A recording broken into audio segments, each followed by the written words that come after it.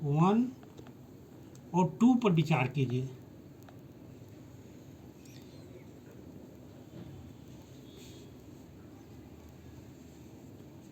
इसको देखिए तो नंबर 1 को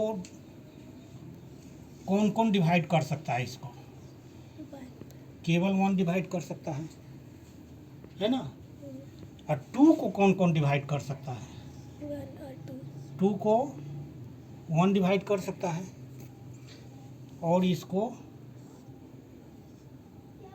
2 भी डिवाइड कर सकता है ना।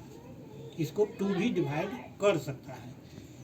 लेकिन अब इसमें आपको बताना है, यानी कि 1 का फैक्टर 1 हो गया और 2 का फैक्टर 1 और 2 हो गया, है ना। 2 का फैक्टर 1 और 2 हो गया, है ना। अब आपको बतलाना है कि दो कौन वैसा फैक्टर है, माने डिवाइड करने वाला, जो दोनों में है, 1 में भी हो और 2 में भी हो। 1 ऐसा है जो दोनों को डिवाइड कर रहा है ना। 1 ऐसा नंबर है जो 1 को भी डिवाइड कर रहा है, 2 को भी डिवाइड कर रहा है ना। तो 2 नंबर का वैसा जोड़ा, 2 नंबर का पेयर हो गया।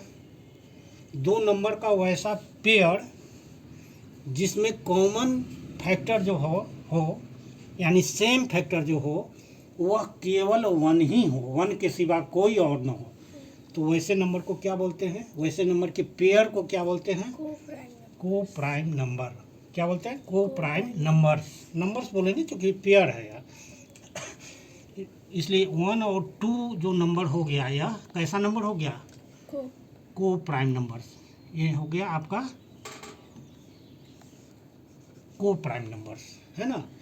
क्योंकि 1 और 2 इन दोनों को केवल और केवल 1 ही डिवाइड कर सकता है ना। तो कोई भी नंबर का वैसा पेयर जिसका फैक्टर 1 हो, 1 के सिवा और कोई ना हो, वैसे नंबर्स के पेयर को क्या बोलते हैं?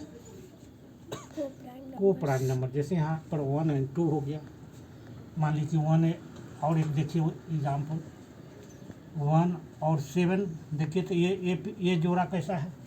को प्राइम हुआ, क्योंकि 1 और 7 दोनों को 1 ही डिवाइड कर सकता है, 1 के सिवा कोई और नहीं डिवाइड कर सकता है जो कि दोनों को डिवाइड करे, ऐसा कोई नंबर नहीं है। इसलिए 1 और 7 का जो पेयर है, ये कैसा नंबर हो गया आपका? को प्राइम नंबर। हाँ, ये भी आपका को प्राइम नंबर हो गया। अब हम लोग आगे फंडामेंटल थ्योरम ऑफ अरिथमेटिक समझेंगे।